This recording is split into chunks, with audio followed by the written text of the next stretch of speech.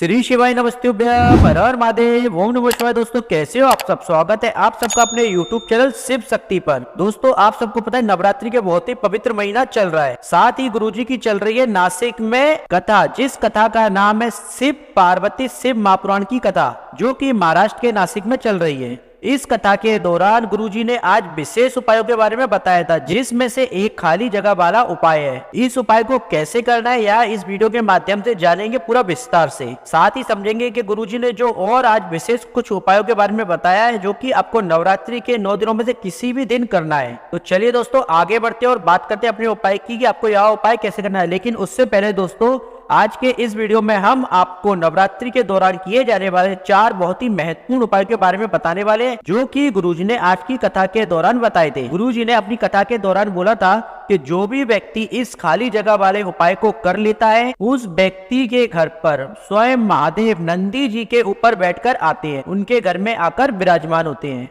वह कौन सी जगह है, क्या इस उपाय को करने के बेनिफिट, कुछ हम आपको इस वीडियो के माध्यम से बताएंगे। बस आपसे छोटी सी रिक्वेस्ट है, आप वीडियो को पूरा देखें, वीडियो को स्किप ना करें, ताकि आप इन उपायों को अच्छे से समझ पाए और अच्छे से कर पाए, जिससे कि आपको इन उपायों को करने का पूरा लाभ मिले और आपकी जो भी मनोकामना है वह माता रानी और भगवान शिव शंकर की कृपा से बहुत ही जल्द पूर्ण हो। तो चलिए दोस्तों आगे बढ़ते और बात करते हैं अपने उपाय की।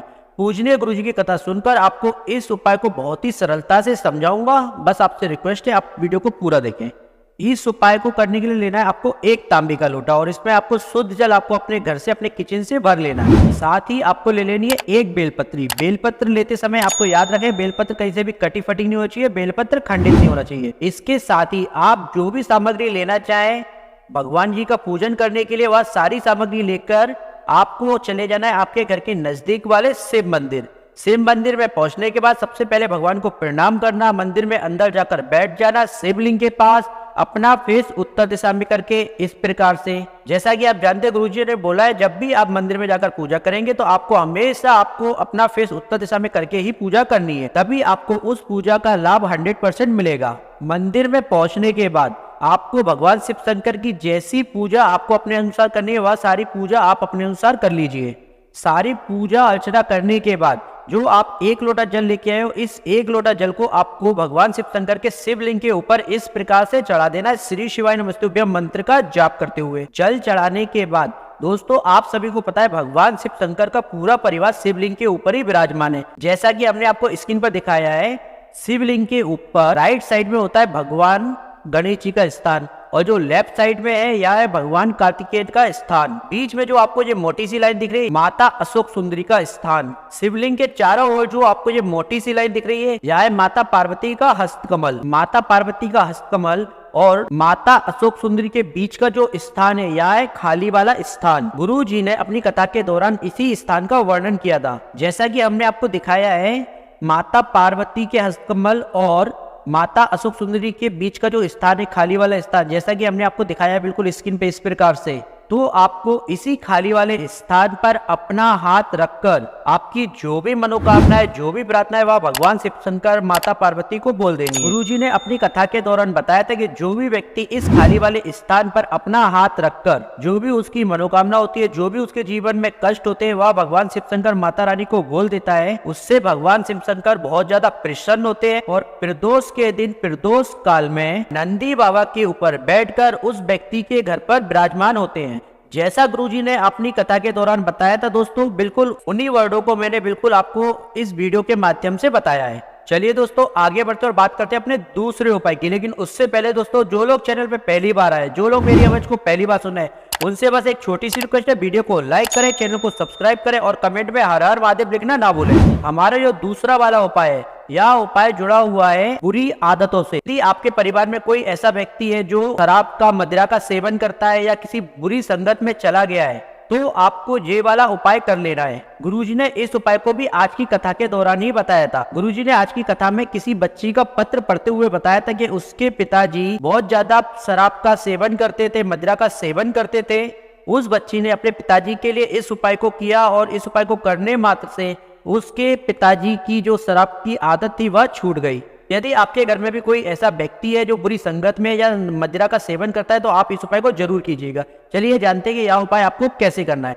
इस उपाय को करने के लिए लेना है आपको एक तांबे का लोटा, इसमें आपको शुद्ध जल आपको अपने घर से अपने किचन से भर लेना है। साथ में आपको लेना है एक बेलपत्र। बेलपत्र लेते समय याद रखिए बेलपत्र कहीं से भी कटी फटी नहीं होना चाहिए, बेलपत्र खंडित नहीं होना चाहिए। इसके बाद में ये सारी सामग्री लेकर पहुंच जाना है आपको आपके घर के नजदीक वाले शिव मंदिर। शिव मंदिर में जाने के बाद सबसे पहले भगवान को प्रणाम करना, मंदिर में अंदर जाकर बैठ जाना अपना फेस उत्तर दिशा में करके। इसके बाद में जो आप एक बेलपत्र लेके गए हो इस बेलपत्र को आपको शिवलिंग के ऊपर समर्पित कर देना है। बेलपत्र अर्पित करते समय बेलपत्र की जो डंडी रहेगी वह रहेगी माता अशोक सुंदरी की साइड, जलाधारी की साइड, और बेलपत्र की जो पत्ती रहेगी वह रहेगी आपकी साइड।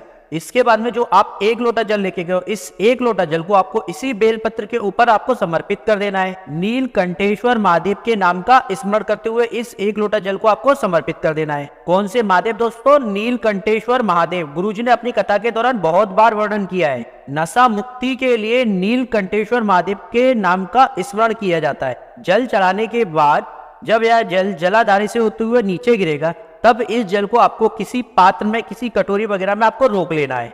इस जल को और आपने जो बेलपत्री चढ़ाई है इस बेलपत्री को लेकर आ जाना है आपको अपने घर। इसके बाद में आप जो एक बेलपत्री लेके आए इस बेलपत्री को और इस जल को आपको उस व्यक्ति को सेवन कराना है, उस व्यक्ति को खिलाना है और इस जल से उस व्यक्ति को आचमन कराना है। अब यदि इस जल को वो व्यक्ति आचमन नहीं करता है तो आपको किसी चीज में मिलाकर इस जल को उस व्यक्ति को आचमन कराना है। यदि बेलपत्री भी वो व्यक्ति नहीं खाता है तो आपको इस बेलपत्री को किसी चीज में मिलाकर धीरे धीरे करके उसे खिलाना होगी। गुरुजी ने अपनी कथा के दौरान बताया था कि जो भी व्यक्ति इस प्रकार से इस उपाय को कर लेता है उसके घर में जो भी व्यक्ति है, जो भी गलत संधि में चला गया है वह धीरे धीरे करके सुधरना शुरू हो जाता है, वह मदिरा का सेवन करना छोड़ देता है। तो दोस्तों यदि आपके घर में भी कोई ऐसा व्यक्ति है तो एक बार आप इस उपाय को जरूर करके देखिएगा। गुरुजी ने आज की कथा के दौरान ही इस उपाय का वर्णन किया था। चलिए दोस्तों आगे बढ़ते हैं और बात करते हैं अपने तीसरे उपाय की। लेकिन उससे पहले दोस्तों यदि वीडियो को अभी तक आपने लाइक नहीं किया है, चैनल को सब्सक्राइब नहीं किया है तो आपसे छोटी सी रिक्वेस्ट है, वीडियो को लाइक करें, चैनल को सब्सक्राइब करें और कमेंट में हर हर महादेव लिखना ना भूलें। दोस्तों हमारा जो तीसरा वाला उपाय यह जुड़ा हुआ है यदि आपके शरीर पे किसी प्रकार के कोई दाग धब्बे हैं, यदि पिंपल्स वगैरह हो गए आपके शरीर पर, किसी तरह का कोई दाग धब्बा या कोई स्किन का डिसीज हो जाता है ना, उस तरह की अगर कोई बीमारी आपको है तो दोस्तों आपको ये वाला उपाय कर लेना है। इस उपाय को करने के लिए लेना है आपको हरी वाली दुर्वा। जैसा कि आपको स्क्रीन पे दिख रहा है इस प्रकार से आपको हरी वाली दुर्वा ले लेना है। आपको ले लेना है 7 दुर्वा। साथ में आपको लेना है एक तांबे का लोटा और इसमें आपको शुद्ध जल आपको अपने घर से अपने किचन से भर लेना है। इसके बाद में ये सारी सामग्री लेकर चले जाना है आपको अपने घर के नजदीक वाले शिव मंदिर। शिव मंदिर में जाने के बाद सबसे पहले भगवान को प्रणाम करना, मंदिर में अंदर जाकर बैठ जाना शिवलिंग के पास अपना फेस उत्तर दिशा में करके। इसके बाद में दोस्तों जो आप 7 हरी वाली दुर्वा लेके आए ना, या आपको जलाधारी पर जहां से जल गिरता है ना, बिल्कुल एकदम नीचे वाला स्थान जो होता है जलाधारी का, जैसा हमने आपको दिखाया, इस स्थान पर आपको वो 7 दुर्वा को आपको समर्पित कर देना है। इसके बाद में जो आप 1 लोटा जल लेके आओ इस 1 लोटा जल को आपको शिवलिंग के ऊपर समर्पित कर देना है श्री शिवाय नमस्तुभ्यं मंत्र का जाप करते हुए। इसके बाद यह जल बहता हुआ इसी दुर्वा से होता हुआ, जलाधारी से होता हुआ नीचे गिरेगा।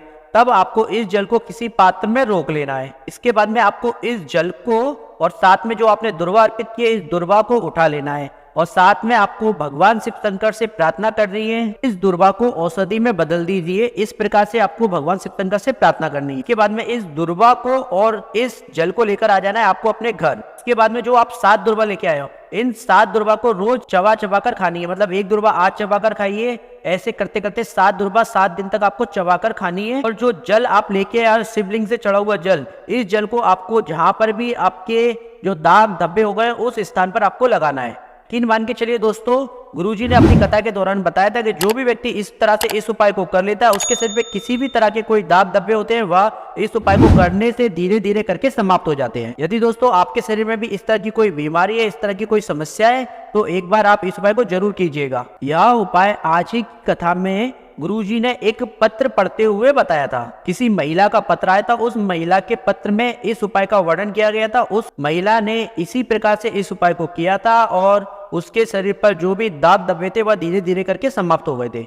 चलिए दोस्तों आगे बढ़ते हैं और बात करते हैं अपने आज के चौथे और लास्ट उपाय की। इस उपाय को करने के लिए लेना है आपको चावल के दाने। अब आपको चावल के दाने कितने लेना है? आपको लेना है 2 चावल के दाने। चावल के दाने लेते समय याद रखिए चावल के दाने टूटे नहीं होना चाहिए, खंडित नहीं होना चाहिए। इसके बाद में आपको लेना है थोड़ा सा लाल चंदन। जैसा हमने आपको दिखाया ना, इस प्रकार से थोड़ा सा आपको लाल चंदन, 1 चुटकी लाल चंदन आपको ले लेना है। इसके बाद में जो आपने लाल चंदन लिया इसमें थोड़ा सा आपको जल मिलाकर इसका पेस्ट आपको बना लेना है। इसके बाद में आपको लेना है 1 तांबे का लोटा। इसमें आपको शुद्ध जल आपको अपने घर से भर लेना है। साथ ही इस लोटे में आपने जो 2 चावल लिए वह इसी लोटे में डाल देना है। साथ ही आपने जो एक चुटकी लाल चंदन लिया है वह भी आपको इस लोटे में डाल देना है। इसके बाद में आपको ये सारी सामग्री लेकर चले जाना है आपको आपके घर के नजदीक वाले बेलपत्र के पेड़ के पास। इसके बाद में बेलपत्र के पेड़ के नीचे पहुंचने के बाद को इस 1 लोटा जल में से थोड़ा सा जल बेल पत्र की जो पेड़ की जड़ है उस जड़ में आपको समर्पित कर देना श्री शिवाय नमस्तुभ्यम मंत्र का जाप करते हुए। इसके बाद में आपको बचा हुआ जल लेके चले जाना आपको आपके घर के नजदीक वाले शिव मंदिर में जाने का सबसे पहले भगवान को प्रणाम करना, मंदिर में अंदर जाकर बैठ जाना अपना फेस उत्तर दिशा में करके।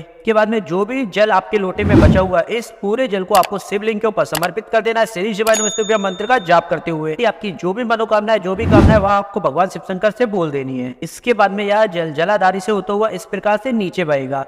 तब इस जल को आपको अपने राइट हैंड से लेकर दोनों नेत्रों पर लगा लेना है। भगवान शिव शंकर आपकी जो भी मनोकामना है वह बहुत ही जल्द पूर्ण करेंगे। चलिए दोस्तों आज के लिए इतना ही। यदि आपको वीडियो ज्ञानवर्धक लगा हो तो वीडियो को लाइक करें, चैनल को सब्सक्राइब करें और कमेंट में हर हर महादेव लिखना ना भूलें। चलिए मिलते हैं एक और ज्ञानवर्धक वीडियो के साथ। श्री शिवाय नमस्तुभ्यम, हर हर महादेव, ओम नमः शिवाय दोस्तों।